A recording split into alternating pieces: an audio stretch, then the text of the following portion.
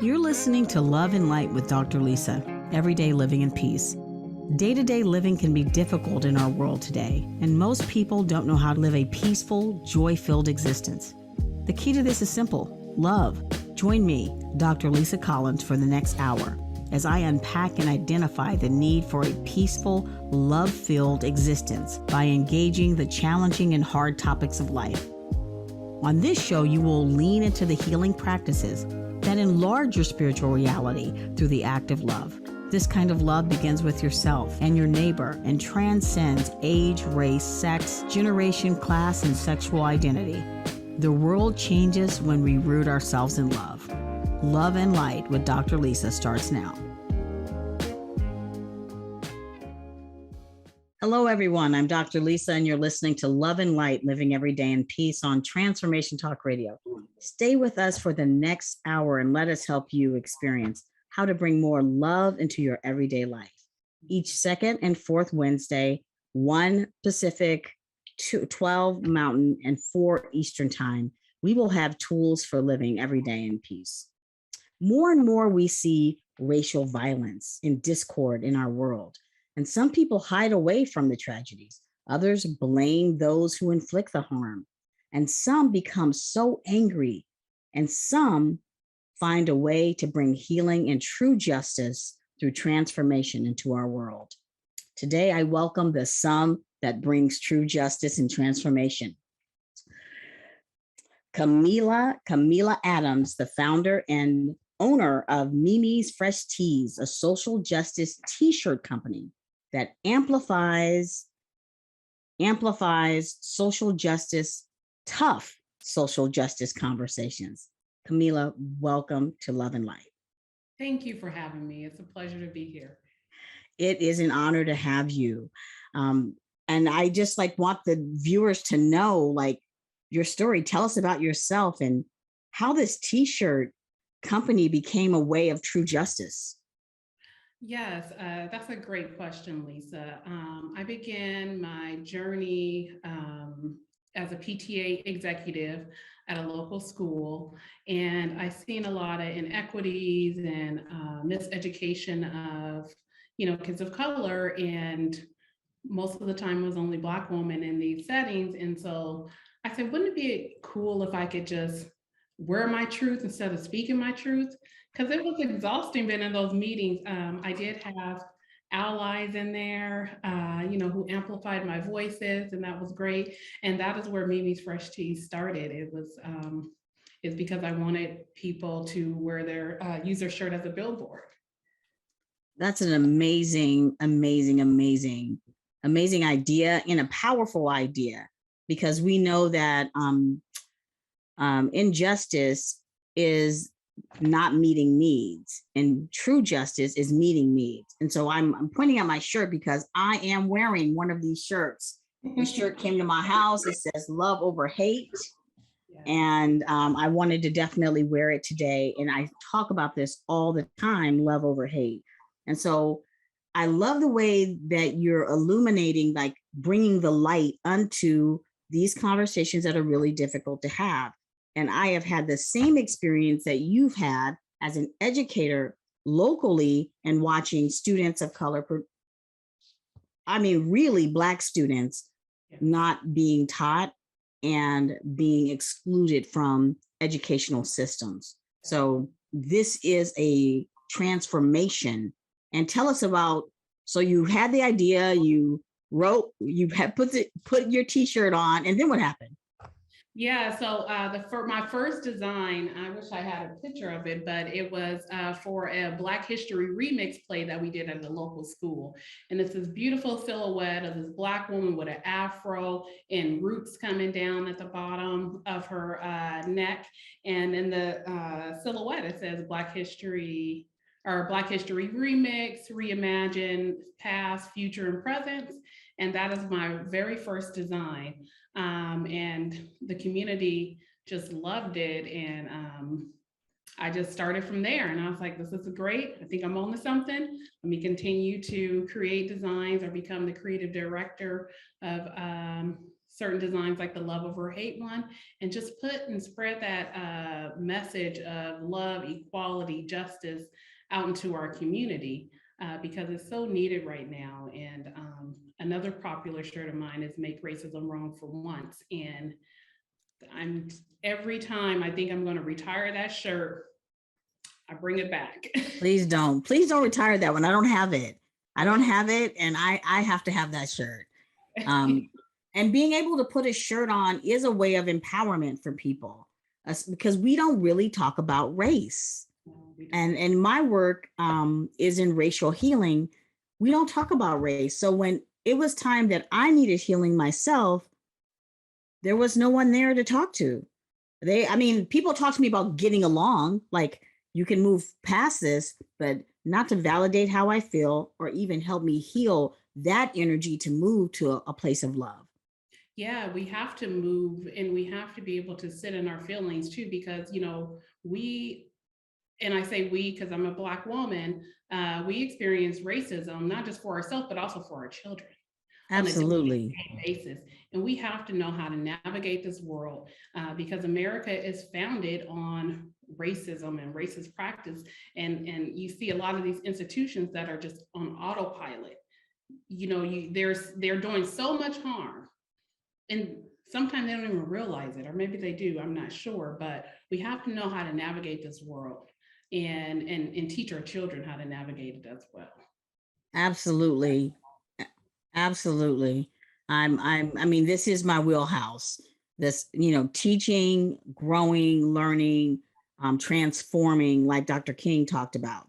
Yes. We transform that energy. We don't hate our oppressors. We transform. And that's restorative justice and transformative justice. Yeah. But where do we start? I love the t-shirts. And so also with the t-shirts came, everyone wasn't loving the t-shirts. Yes, speak about transformation and in reversing hate. So I received several death threats to my home address, threatening to murder me and my daughter with an AR-15. I didn't know what to do. I was going to shut everything down and just hide somewhere, because we all know racism exists, but when it shows up to your doorstep, right, the hatred and the evil, it was like, and to put a child in that as well, that is just beyond despicable. And my daughter is the one that said, no, you got to keep going. You got to show up. And she said, you need to post that letter. And I was like, I don't know, a couple days went by. I posted it to Instagram. The letter went viral because I drafted up a letter as well, because I really wanted people to understand, like, we're not so progressive here in Portland. This is in Portland. Yes. It showed up to my home address, my sanctuary. Right. For my children. Yes. This is acceptable. And so so many people I didn't even know showed up with love. They were sending me emails. And that is what transformed love over hate. That's why the love on your shirt is overshadowing and crushing the hate. That's the design. Yeah, that's why the hate is so small, because love keeps it down and compressing it down and flushing it out. Wow, that is so powerful.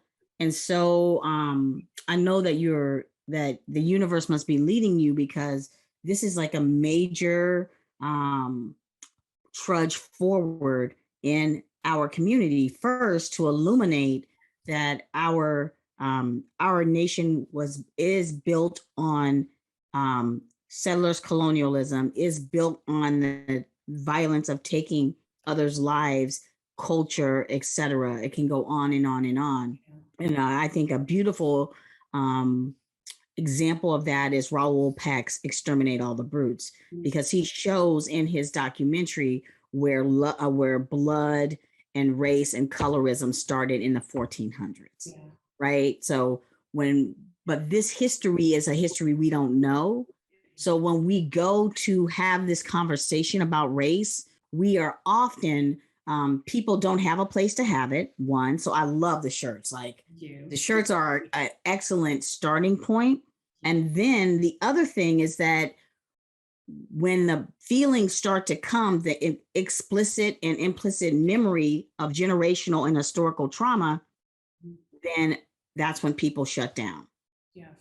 And I think that the thought and the time it takes to threaten you to stop talking, Yeah. it is just that. It's just that. Wow. It is time for a break. Yeah. You are listening to Love and Light with me, Dr. Lisa, talking to Kamelah Adams, the founder, owner of Mimi's Fresh Tees. I'm wearing one right now, a social justice t-shirt company that amplifies through having tough conversations and social justice. Stay tuned. We'll be right back.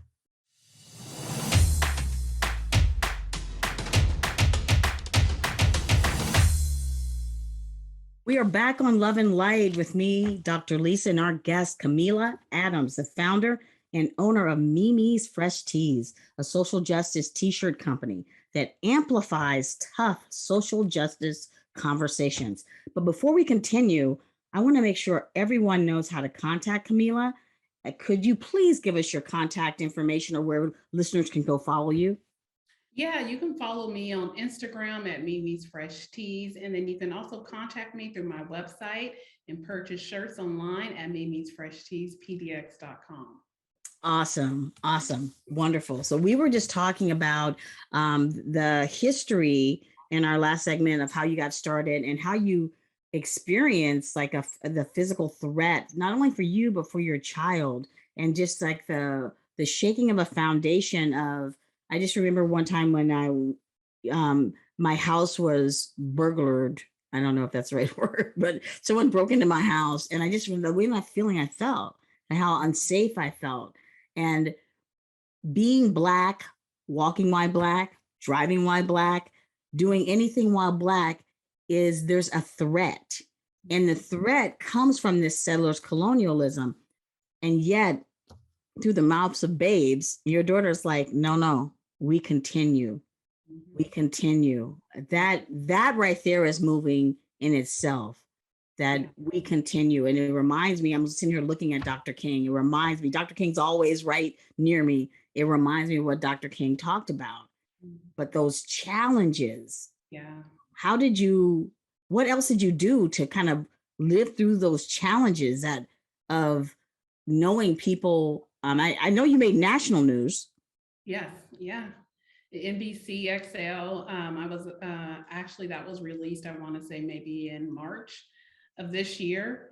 And yeah, I made national news. And what kept me going, Lisa, was my friends and my children and the community of total complete strangers that just really showed up for me and showed me love. Also too, if we can be real, I still going through therapy because it disrupts your nervous system.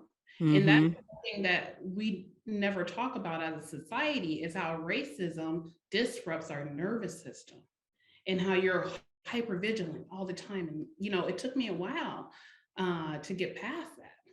It took me a while to be comfortable taking a walk with my children in my neighborhood. Mm-hmm. Or if I see an American flag with a pickup truck driving by, that disrupted my nervous system. Mm-hmm. So, just doing the work and continuing to just express love and show up for our community and people showing up for us. That's what kept me going. And Mimi's Fresh Tees and creating new content and creating new designs. That's really what keeps me going, because I really feel it's important to get this message out and use your shirt as a billboard. Absolutely. And what you're saying about the nervous system, I completely identify with through my own racialized healing, is those implicit and explicit streams that run in my body. And then when a trauma does happen, trauma that's either trauma or racial trauma, it encapsulates itself and to protect me. My body protects me through this neural net. And the neural net is right there. But if something comes close to it that's similar, I drop right back into the trauma field. Now, that's interpersonal neurobiology, that has been, that is science. And yet racial trauma is not illuminated. It's not talked about. Like, I have 1,000 paper cuts every day, and my work is on how did I heal from that? Because there was no place to go. And I thank God for provider here in Portland, Annette Otto and Mark Otto, who came, who I just was led to. And through working with them, I learned that when I felt that, I learned what it was, and I learned to go back and heal from that. And my purpose is to help other people. Yes. Like, we don't have to suffer this alone. If you're suffering racial trauma, please reach out, because my work, my life work is about doing what you're doing, creating communities of support, because you're creating communities by doing what you're doing. And at the same time, I love it that I don't love it because it is sad to see how much we are in pain, but I appreciate it more like I appreciate the honesty that you're talking about. This is how we get through it. This is how we're living, especially for Mental Health Awareness Month. Yes. Racial trauma is a trauma. Yeah, it is. Yeah, and we're in a predominantly white city. And a lot of the racial trauma that happens is covert. It's not overt racism. Yes. And Yes. a lot of institutions who keep upholding white supremacy and they think they're being progressive, and they probably mean well, but it's so ingrained. It is. A lot of folks sometimes, and we have to start having these tough conversations, right? You got to get a little uncomfortable, because that's how we're going to move forward. Right. Yeah. What you're talking about is definitely what I've observed in the institutions that have allowed me to work with them and coach them. I always start them with wellness first. I start them with getting to know their bodies and listening to their bodies. Then when we get to the point, and I'm working with a school in California, when we get to the point of now, we're gonna talk about some truths. And what I talk about is what I never heard in any training I've been to. You're gonna feel it in your body. Yes. It's going to burn off, but you're gonna feel it. You may feel like you want to get up and run up out of here. You may feel like you want me to shut up. That is part of the healing. Yeah. And once it burns off, it'll be gone. But we as a collective have to sit through it. Yes, we do. Yeah. It is our collective work. So I hear you with the challenges, and there are providers who help racialized healing. If you're a person out there and you not like, what are they talking about racial healing?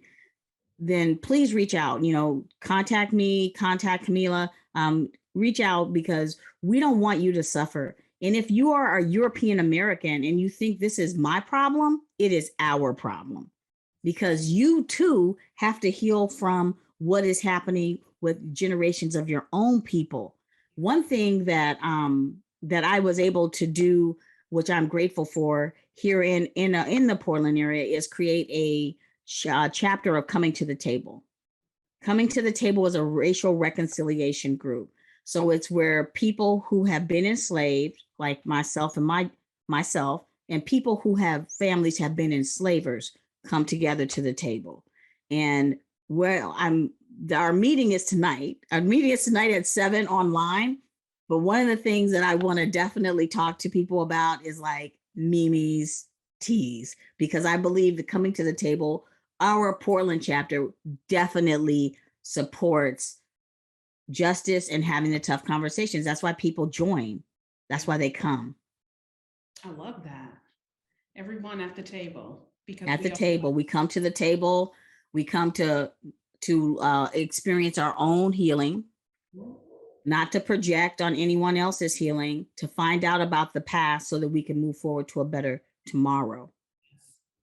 Yes. And we have to do it together. My European American friends, their learning may look different than mine, but it's their learning and they claim it. When people come to the table, they claim it.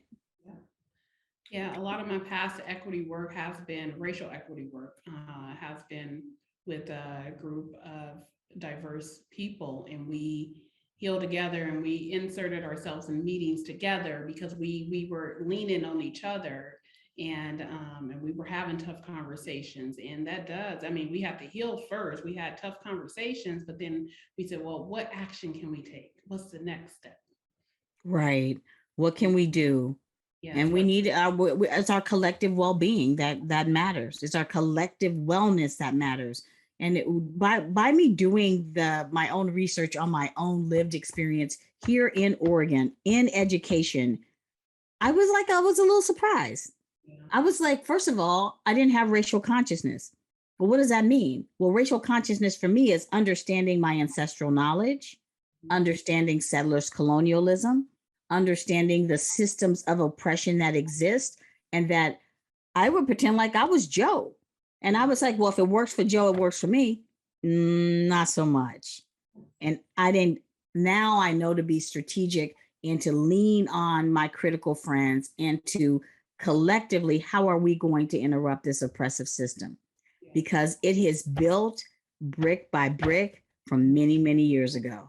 Yeah. So I can't run like Braveheart. I don't be Braveheart. I tell people don't do that. They said, well, I'm going to do this. I said, don't do it. Let's stop for a minute. Let's think about how we're going to handle this together. Yes. I love that. Got to be strategic, and we got to show up together. We have to. It is our collective well-being. So I mean, and another thing that I'm impressed by is that you live this journey like out loud, like nationwide.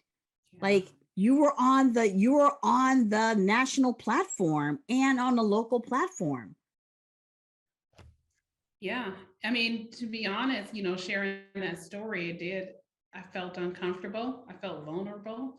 But it was really important to get that message across. Like, this is still happening. So when you're a business owner in Portland, Oregon, you have to navigate things differently. So like when I'm talking about opening up a storefront, I got to see what security measures are put into place. Mm-hmm. How many people, business owners, have to think of that? And I'm talking about security measures for racist people showing up, coming into the store. Confronting. Yeah. Mm-hmm. And So then always, mm-hmm. It's just something that I can't get rid of. You know what I mean? Like right now, like my store is on the fourth floor in a secure building, and I buzz people in. It's not really ideal, but I feel like I'm just rethinking retail. Mm-hmm. Amen. And Yeah. we have to be safe, and I have to make sure that I am safe, as why I am still conducting my business. So Absolutely. Absolutely. yeah. And that's important for people to know. It's like you can invisibilize things that you don't see, but once you can see, you can see. And once you can hear, you can hear. And I hope you can hear and see what is real that's happening in our communities. And we want to be able to work together to solve and to heal these things. Time for a break.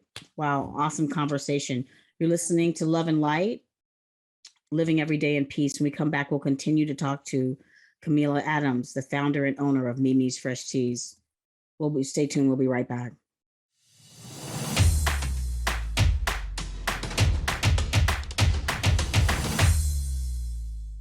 You are listening to Love and Light, living every day in peace. We're back. We're going to continue to talk to Kamelah Adams, the founder and owner of Mimi's Fresh Teas, a social justice t-shirt company. And we were just talking about the challenge of being threatened while Black, being threatened while doing anything to disrupt oppression. And you were just saying something amazing. Yes, I was basically just saying like how when you receive those threats, you operate your business differently. You have to make sure that you have security measures put into place. I wanted to make sure that I was safe and that the building that I opened up my retail space in has security and cameras and just all kind of safety measures. And, I don't think a lot of people, business owners, have to navigate that. that's just an extra layer of what we have to do as being a Black-owned business in America that has seen that has received a death threat. So Wow. And it kind of reminds me of the short film that I wrote and produced.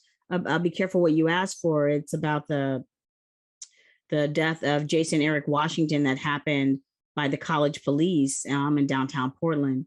And there's a part in the film where the characters are trying to talk about what they think is going on in the country, but they can't see past their own experience. And just because you don't experience doesn't mean it doesn't happen. And then when horrible things happen, like the loss of life or like these threats, we want to invisibilize it and marginalize it. And that's that interpersonal neurobiology part. Is like, what if people who look like you were killed regularly? What if your children, people who look like you, were killed regularly? How would you feel? And by the end of the film, there's a European American character, a man who is weeping over the loss of Black lives. And it does something to people. Why? Why does that do something to you? That he's a human grieving for other humans. That tells you right there, like the fact that you were threatened and other business owners are threatened, and it's invisibilized by A, the people that you are saying, hey, this happened to me, and B, by society as a whole, lets you know that we're not well. Right. Yeah. Yeah. And you can't belittle receiving a letter or letters, plural, because we've seen time and time again these actions take place in America. There was right just here one in Buffalo, right here in Portland. The recent one in Buffalo, he intentionally wanted to kill Black people. We have a real problem here. And we have to start one, talking about it, but disrupting these systems. Absolutely. Absolutely. If you're listening and you're thinking, well, I don't really understand it, I'm going to say there's two things that I would say to you. One, watch Raoul Peck's Exterminate All the Brutes. It's on HBO and it's on Amazon Prime. Two, and go and watch my short film, Be Careful What You Ask For. You can just Google it, you'll find it. And when you're watching it, ask yourself how you feel. Ask yourself how you feel. And if you start to feel like you want to get up and run, that's it. That's the feeling that we're all going through on a regular basis. And that's what we need to get through, to go and honestly look at. You cannot deny the country was taken from the indigenous people. You cannot deny that. You cannot deny African people were brought here for free labor for many, many years, never paid back for building this country, as well as people from China, as well as people from Mexico. So you can't deny that. You can't deny women's bodies have been violated consistently. Black women have been more than violated. You can't deny it. You can't deny it. You may want to deny it, but you can't deny it. And there's so much more. I mean, I could do a show on You Can't Deny. That may be my next show. You can't deny. So if people are like, you're such an excellent example. And if people are like, what can I do? Like, you did this. They want to do work like you. What would you say to them? You know, I would say, one, you have to build genuine relationships with people. That's what I have a keen focus on, because I really do believe when you build genuine relationships with people from diverse and unique backgrounds, we can all do this work collectively together. And you can also shop Mimi's Fresh Teas, because supporting Black-owned businesses is just one piece of it. But you also have to do the work. and do workshops and work together as a collective community. One of the things that I also do is that I do community engagement events. And the reason I do those events is because I want us all to come together. I want us all to learn from each other. I want us all to build genuine relationships with each other so we can tackle these systems of oppression. That's beautiful. I love that. I'll be there. I'll be there because we need more community. And it's interesting because we have people doing similar work. You know, my focus is about healing communities of support. There's many other people that are doing similar work. I look for the synergy to happen in Portland. You know, this is where we are. We're in Portland, Oregon. This synergy to happen to bring healing to our world and to our communities and to teach our children. And it is something that is entrenched and it can be undone. It can be undone. So community events, follow Mimi's Teas on Instagram, check out their website, buy t-shirts for your friends, wear your t-shirts. And if you really feel called to bring healing to this world, don't let anything stop you. Don't let anything stop you. And a threat to your life and to your children's life, that's really huge. I don't know how anyone would respond to that. That feeling of powerlessness, but to keep marching forward in community is what we all need. So if you're out there and you would like to do this work, join Coming to the Table. Jump into these community events, become part of wherever you are in the world, you can do this work. It just starts with one person talking to another person. So, and sometimes it gets hard. I mean, the work is not, it didn't stay like this for forever because it was easy. It's difficult at times. And so if you really want to get into the work, and I think you all do, because we really have like one job. It's to care for one another. That's our only job to do on this earth. And we can't seem to do that. We can harm each other. We smite each other. I mean, that's coming straight out of my book, but it's just like, we have to do better. So Mimi, are there other ways for people to volunteer with your company? Is there, what kind of call to action do you have going on right now?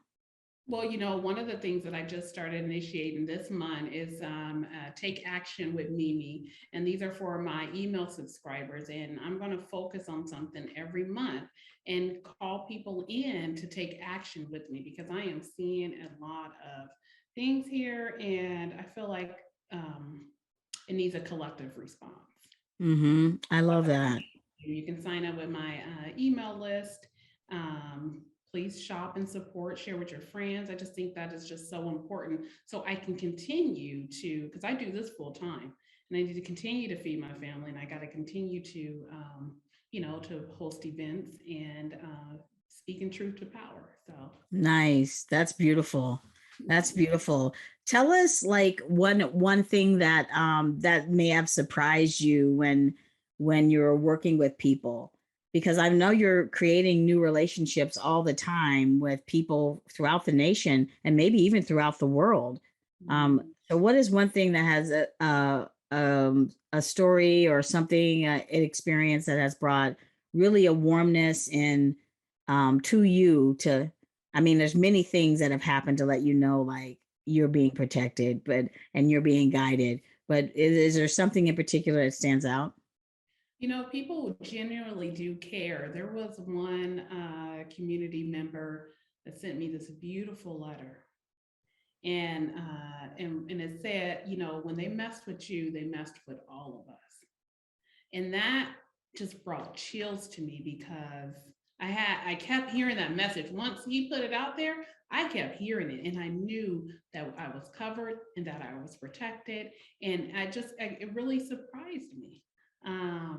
The younger generation is also surprising me because they are change makers. Yes. And so They are whatever change I agents. do to amplify their voices and support them, that's that's the key right there. I love it. Younger generation, and just been surprised by community people that say, you know what, they came for you, they came for all of us. I love that. And that is why there is so much love that overshadows that. Hey, you can try to shut us down, but there's too many of us now. Yes. Yes, absolutely. Well, it's time for a break. You're listening to Love and Light, Living Every Day in Peace with me, Dr. Lisa. And I am so thrilled to have Kamelah Adams here, founder of Mimi's Fresh Teas. We will be back for just stay tuned. We'll be right back.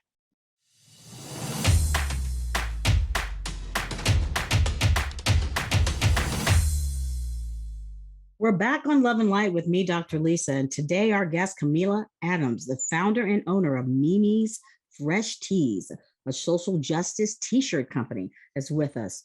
Tell us one more time, how can we contact you? How can people are listening? They want to be part of what you're doing. Yes, follow me on Instagram at Mimi's Fresh Teas.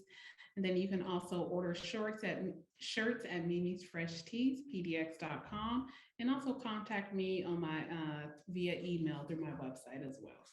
Awesome. Awesome.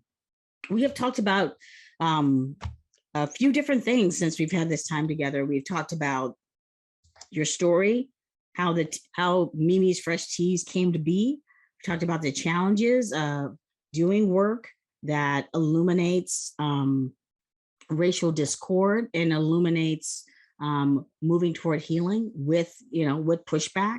And we talked about what people can do to take part of work that's like yours, or if they're being called to do work that's like yours, listen to that call and lean in.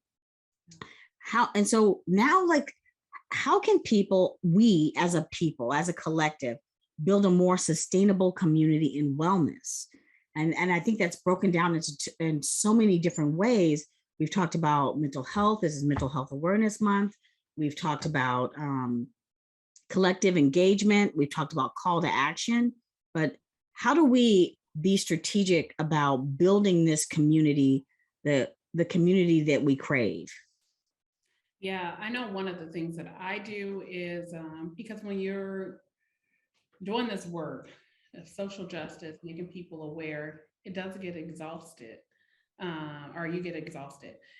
But one of the things that I do is sometimes you just got to pause, take a breather, go for a hike, get out in nature, be around like-minded folks. One of the things that I did here at Mimi's Fresh Tea Stores, I did a sound bowl healing event. And I had about 15 people here, and it was just beautiful. It's a way just to stay grounded and pause for a minute and just fill your cup back up, because it can deplete you, but you got to keep doing the work. You got to take those breaks and seek help. There are a lot of therapists who specialize in this work, racial trauma, racial healing, and just engaging with them, I think, is powerful. Absolutely. I did get the information for the sound healing. I was not available. I was like, oh, I'm not available.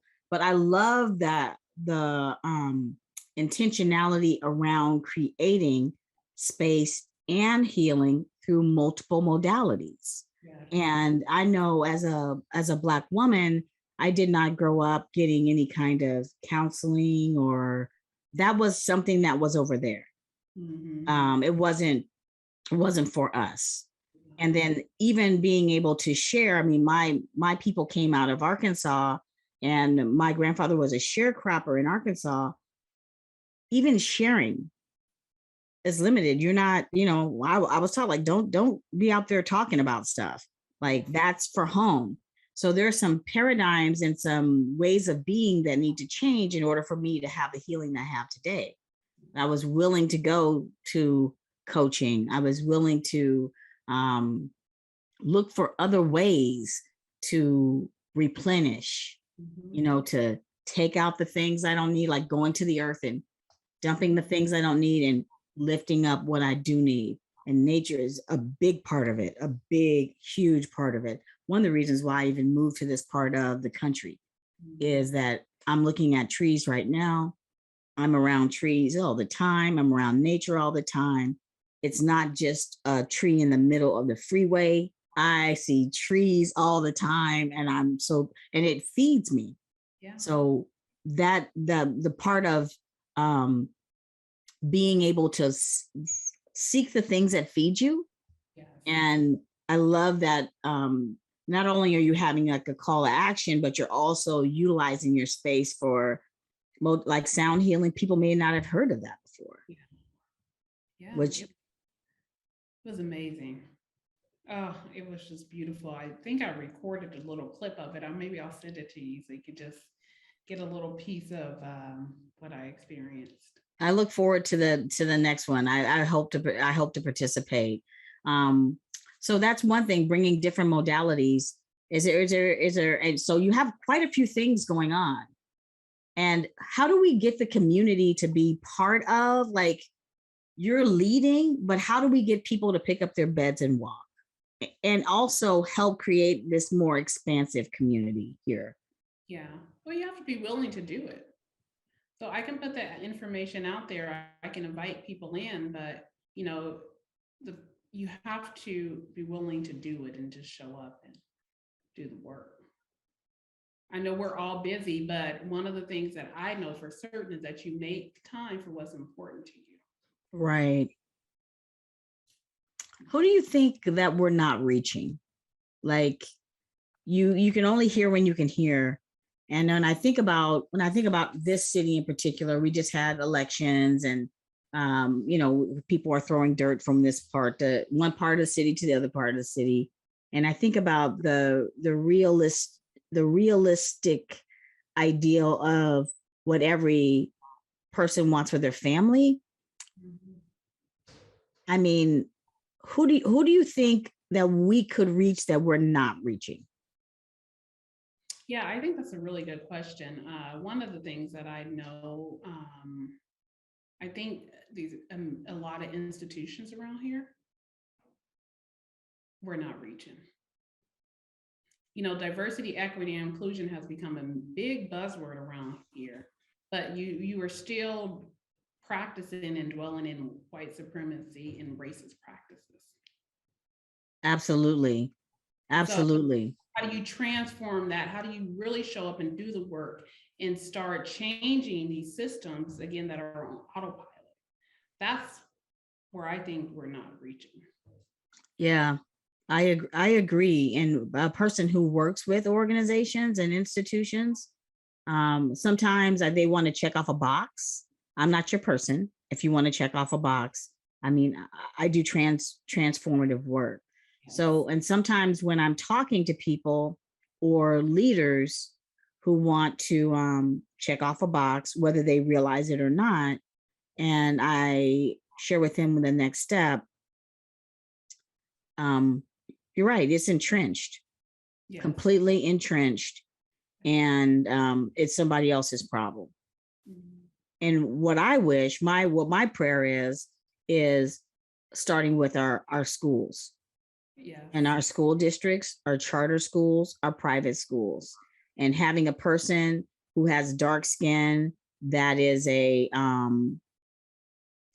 your DEI person is not enough. Yes. That's not it. It's our collective work. Yeah. That is really the work that I focus on. That is where Mimi's Fresh Teas was founded, in advocating for equal education for Black children, showing up to these meetings where it's predominantly white. And I knew I had to show up to speak for the other moms who couldn't, who right, were working until 7 or 8 at night.